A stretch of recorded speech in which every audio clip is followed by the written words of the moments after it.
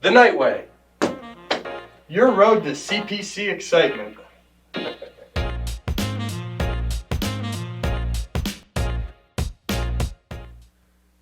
Hello CPC! On this episode of The Nightway, we wanted to update you on some of the upcoming intramural events this term. Want to know how last term went? Here's a quote from our athletic director, Casey Hicks. The winter intramurals were a lot of fun. We had over 111 students participate or dropped in to join us during the tournament. Intramural sports have a special place at Central Penn because they're quick events that provide an outlet to our students through exercise, laughter, and connections. We have new sports on the deck each term, and I am looking forward to our lineup this spring. What sport started with a net attached to two bamboo poles elevated 30 feet in the air? Basketball? Football? No! Soccer, of course! Soccer originated way back in 206 BC. Chinese soldiers would play suchu, aka kicking the ball, to add on to their training. Other cultures had similar games, but this was the first to forbid the use of hands. Flash forward to medieval Europe. There was a game on the rise called folkball. The goal of the game was to place a ball into a designated area since the goals were far apart. The game was rough and there was no concern for the players. That led to the ban in the 14th century. Luckily, in 1863, official rules were made and modern soccer was made playable for everyone. So come kick it with us in 3-on-3 soccer on April 27th at the courts at 4 p.m. In a pickle lately? Try a shot at pickleball on May 6th at 3 p.m. in the quad. I bet you're asking yourself, what's that? Why does it have such a silly name? well, to give you some more insight, pickleball is a hybrid of badminton, table tennis, and tennis.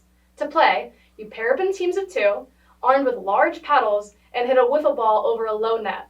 You earn points each time someone on the other team lets the ball hit the ground. To answer your second question, what was that again? Why does it have such a silly name? Pickleball was created in 1965 in Seattle, Washington by a young, now late, Congressman Joel Pritchard and some of his friends when they were handed an array of sports equipment and were told to play outside by their parents. It got its name because a dog named Pickles would chase the wiffle ball when it would get swung into the bushes, and the creators named the game Pickles Ball, but later changed it to pickleball to refer directly to the game rather than the dog. Ready to test your skills? Come to the quad at 3 p.m. on May 6th. Don't throw away your shot. To play Ultimate Frisbee on May 18th at 3 p.m. in the fields. The goal of the game is to catch the Frisbee while standing in the other team's end zone to receive a point. You need 15 points to win. The catch is, you can't really move when you catch the Frisbee and have only 10 seconds to throw it to your teammate. Only 3 years after the founding of pickleball, Joel Silver introduced Ultimate Frisbee to Columbia High School in Maplewood, New Jersey. The game got more popular from there, eventually leading to collegiate tournaments. And in 1975, Ultimate Frisbee was introduced into the World Frisbee Championships. Feeling like a champ? Come to the fields on May 18th at 3 p.m. for some ultimate fun. An open field, a sunny day, and a few friends was all that was needed for most people's favorite childhood game, kickball. Kickball is happening May 26th at the field at 3 p.m. Kickball is about 100 years old and was started by Nicholas C. Seuss in 1917 to teach kids the basics of baseball. To make the most of what he had, the kids kicked the ball instead of buying baseball bats. It was then named kick baseball. It did resemble baseball at first, having the kicker get 3 strikes, each player moving up a position, and they did not strike out, and other similar rules. Modern kickball took a turn, adding more rules and players. Up to 10 to 30 players could take positions in the field and could not move from the spots until the ball was kicked. Rules continued to change over time, and now people still play it to this day. Like you, potentially. So join us on May 26th at 3 p.m. in the field.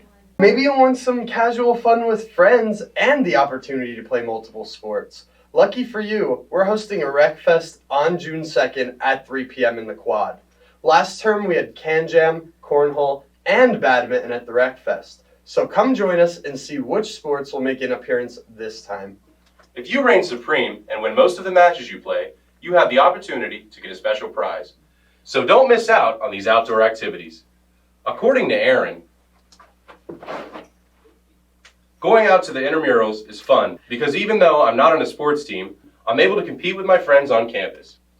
In the wise words of Casey Hicks, whether you're a student, faculty, or staff member, I challenge you to come get involved, build new relationships, and relieve some stress with us, because we can help to bring campus to life again through sports. Thanks for watching. If you have an event you would like us to promote, email us at thenightway@centralpenn.edu. And remember, the Nightway, your road to CPC excitement.